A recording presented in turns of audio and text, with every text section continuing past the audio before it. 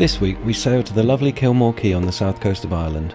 We finally get some fish and chips, explore the village and visit Wexford by bus. Would your arms surround me?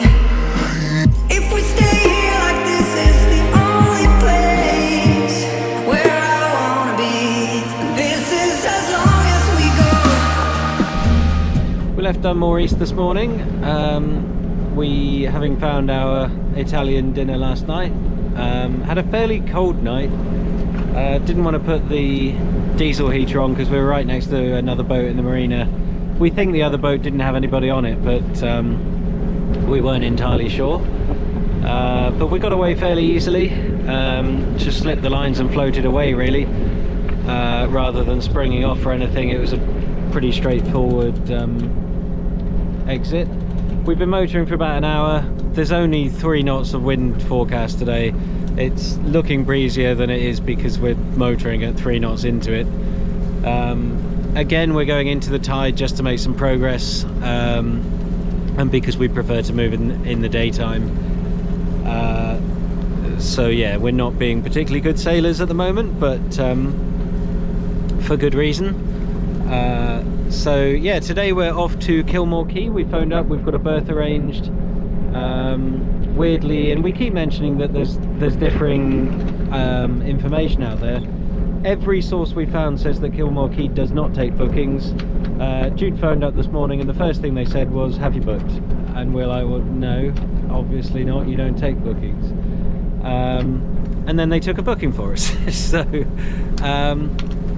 not that we dislike that, we'd much prefer to have a booking and to know that we're turning up to a berth. Especially in smaller places, it's a little bit worrisome, especially here. We're stopping at Kilmore Quay because it's the first place before the corner of Ireland where you turn to Rosslare. Rosslare is a commercial port. Wexford is very tricky and shallow, probably too shallow for our boat to sensibly get in for an overnight stop. You could probably get in there and spend some time, but we want to get in, have a sleep, then get out again and move. And the next stop then is Arklow, so that would be a 50-mile trip from Kilmore Quay. And if you go in and you're not able to find a berth, you then either have to come back again, find an anchorage, or do that extra 50 miles. We're not sure we've got enough diesel on board for that. There was no diesel at Dunmore East. There was no diesel at Youghal. We filled right up at Kinsale. But yeah, we're not sure that we can get to Arklow on what we've got on board. We probably could, but better safe than sorry. And it's not looking like there's any wind for the next week, but we have to keep travelling north to get where we're trying to get to. And there's very much a deadline for getting to where we're trying to get to. So yeah, today's looking nice though. Perfectly flat. We're against the current at the moment, but it's good conditions to be doing so. A little bit chilly still, but it is only early May, and we'll update you later. Hopefully we'll find some fish and chips this evening after the debacle yesterday. Right, we'll see you later. We're not sure what this platform was. It was being towed behind a tug at around 3 knots. We were alongside for several hours as we both fought against the tide with very little wind. We assume it was some sort of survey platform or work platform. We've arrived now in Kilmore Quay. The entrance was very tricky, so you have to go down a leading line because it's shallow on either side, and there's quite a lot of rocks around. And then once you get in, it's a really narrow entrance into the harbour, and then you're surrounded by like fishing boats, so it's a good job no one was coming out at the same time. And just as we were coming in as well, we'd seen 3 motorboats leave and a sailboat, so we were hoping we'd come at the right time because it's also quite shallow, so we had to arrive 2 hours after low water in order to not run aground. So yeah, we are now walking around Kilmore Quay, walking around the little village, I think it's a village, I'm not actually sure, but very small, just a few restaurants, pubs and lots of houses and guest houses and whatnot. But yeah, we had a wander around the free streets and then we're going to go back to the boat and decide what to do. We're torn on how long to stay. Initially we're going to do one night, but then we'd have to leave quite early in the morning and the entrance won't be fun then, our exit. So yeah, we need to decide before we move on again. We've successfully ordered some fish and chips. The chip shop has won all sorts of awards apparently and is the best in Ireland, so we're told. We will find out, I guess. There was a massive queue anyway, so 20-minute wait. 20-minute wait, good enough for me. So while we were waiting, we wandered off to get a bottle of wine. So we're going to head back, grab the chips and go back to the boat to sit on deck, eat chips in the sunshine with a glass of white wine and be a bit more sophisticated for a change, because lately we've been at anchor and less sophisticated. We've also had some nice long showers because we've got unlimited water for the first time in weeks. Full tanks, we've filled up the diesel as well, so the boat is ready to go as soon as we're ready to go. We were going to leave tomorrow. We're now thinking maybe we might stay here until Monday. There's some rain coming in on Sunday and clouds, so we might do some editing on Sunday rather than leave and then get going on Monday, because Kilmore Quay seems like a really nice place. It's really tiny. There's an enormous chandlery here that seems to have everything, and there's one fish and chip shop, there's a cafe, a couple of little touristy type shops, and there's a campsite back there. But other than that, there's not a lot here, so other than a nice looking beach. So, and a pub, there's always a pub, music on this evening. Dog. So apparently there's a dog. But yeah, we think it's a pleasant place to spend a few days, so we're probably going to stay. And we're tied up in the marina in a berth of our own, so there's no rafting going to happen while we're here, so that's always nice to have your own berth. Feels a bit more civilized.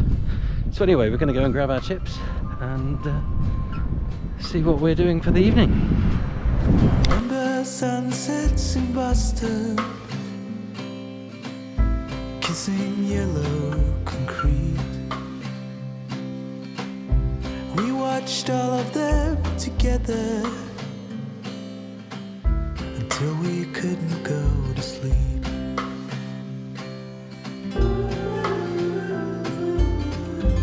Wish it lasted forever, but it faded away. We're still in Kilmore Quay. We've ended up getting a bit stuck because of the weather. So there was meant to be some rain coming in on Sunday, but we were thinking that's fine, we'll all be good. And now it's turned into there's some very strong gusty northerly winds tomorrow. So we were originally planning on leaving tomorrow. We might end up leaving on Tuesday instead, but we'll just see what the weather does. I still don't think we're going to end up with the nice southerlies that we wanted to push us up the coast, but we'll see. Today we're just heading into the little main towny section because it turns out there's a community market going on. So it looks like this happens one Sunday every month now until September. It started last month. They've got like arts and crafts, pottery, bakery goods all for sale, maybe some fish, and there was something on the website talks about cooking demonstrations of fish, but I'm not sure whether that's today as well. So yeah, we'll go and have a look at that and see what wonders and treasures they have. Joe's running away. So we've made us come out for a walk. There's some Wexford walking trails, so we're currently doing one of those. It just goes past this memorial garden that we saw. I can't remember if we filmed and then up the coast a bit, like back east, and then around the sand dunes, which we might not do fully because we don't want sand all in our shoes. So see where we get to, show you a bit of the scenery.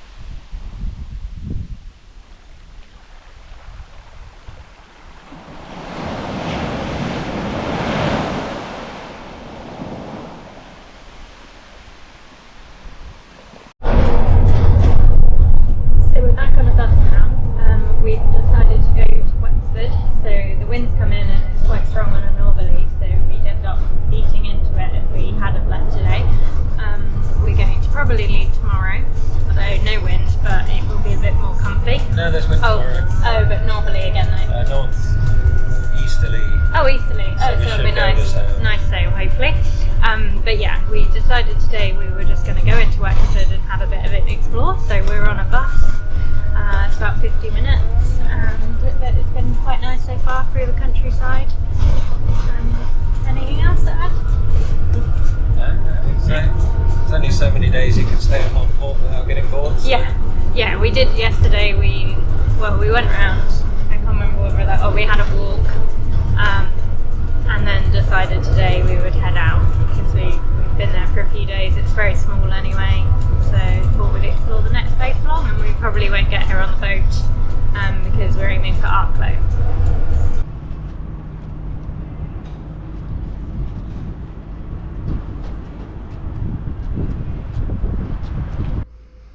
So as Jude said earlier, we took the bus to Wexford today for something a bit different. We've been on the coast at Kilmore Quay for a few days, and we just thought we'd come and check out Wexford. It looks like you can get in here on a boat.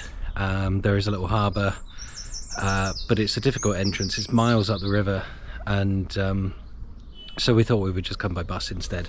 It's a pretty short bus journey, probably about 40 minutes. And fairly cheap. It was only €10 each for a return.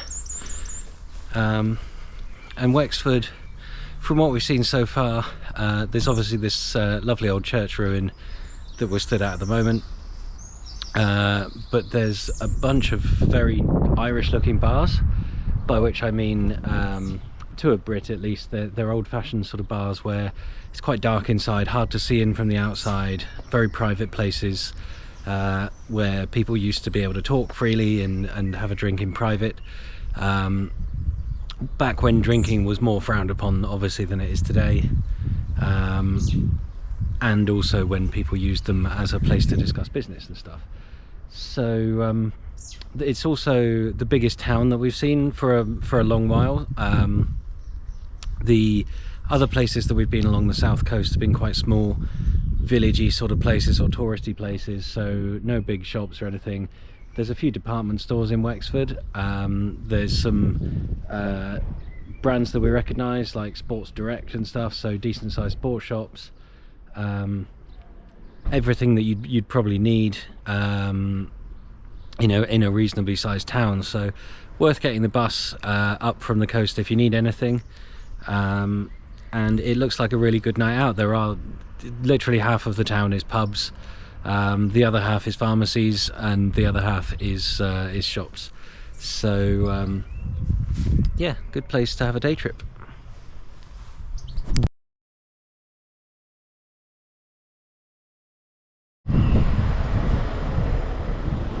We're now here at Selsker Abbey, where Alexander de la Roche, a young nobleman of Flemish descent, just trying to remember what I've just read on the thing,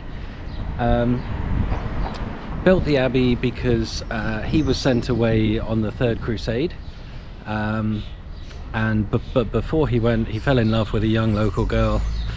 While he was away, she thought that he'd been killed, so she placed herself into a enclosed convent where she obviously was unable to get back out.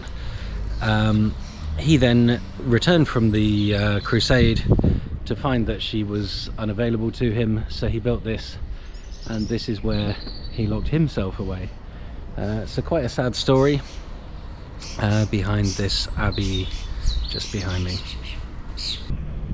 We just got back to the marina after our morning in Wexford.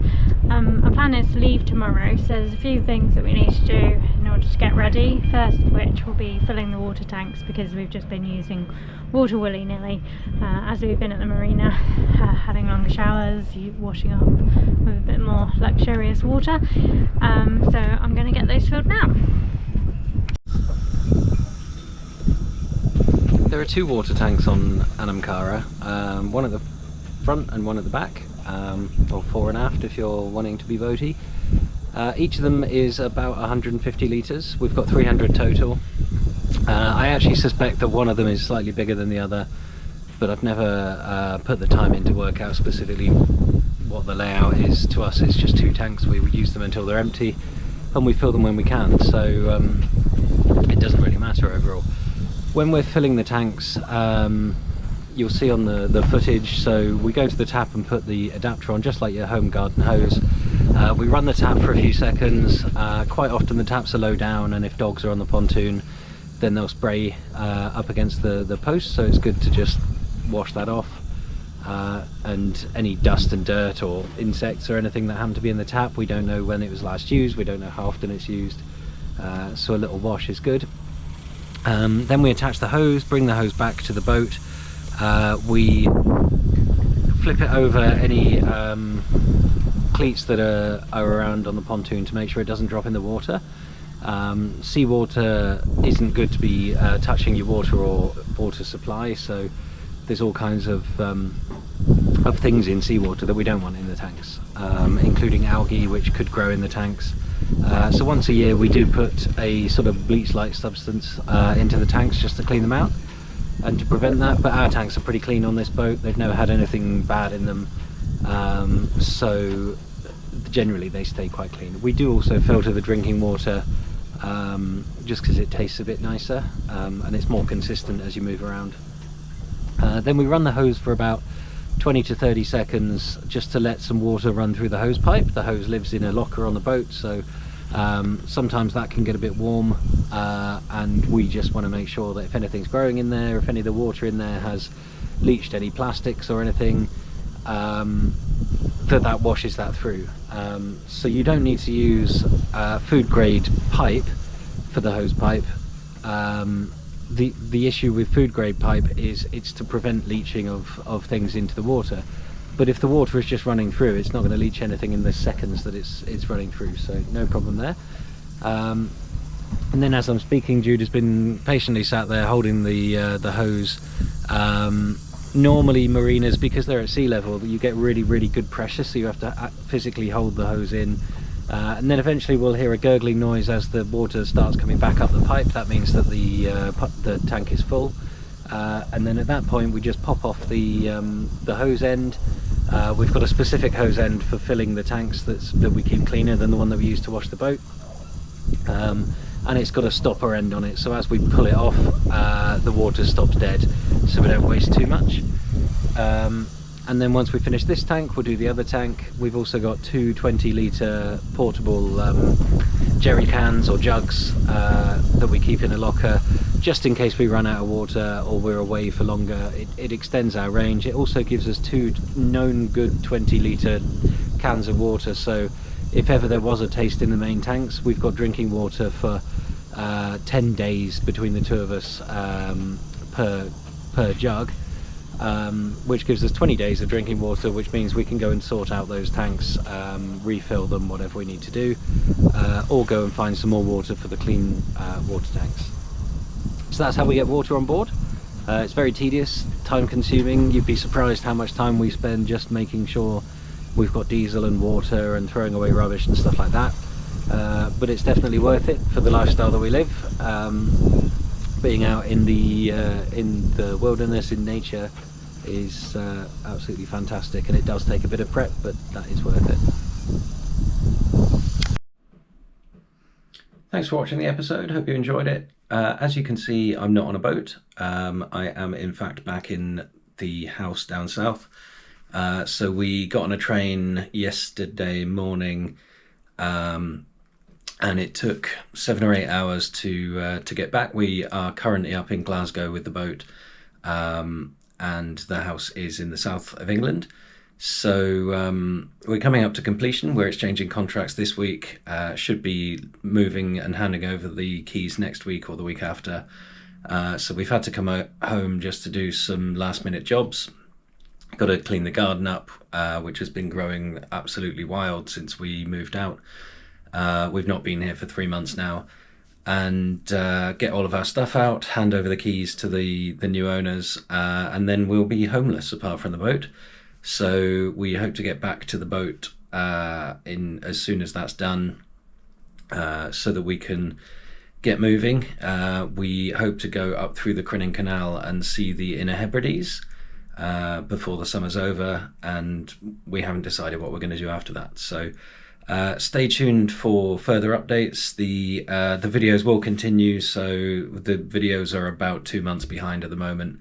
As I said last week, since the video that you're currently watching, we've gone up the Irish coast. We went to the Guinness factory in Dublin. We went over to the Isle of Man and watched the TT race. We went to Bangor in Northern Ireland. We've been up to Scotland. Last week's episode you saw me at Porto Vadi Marina, which I pronounced wrong. Apologies for that. So yeah, lots more adventures coming up. We also saw a minke whale right next to the boat in Loch Fyne in Scotland. So yeah, subscribe down below if you want to make sure that you catch all those new episodes as they come. And there will be weekly videos on a Saturday at 7 p.m. London time. So please look out for those, and we'll see you then.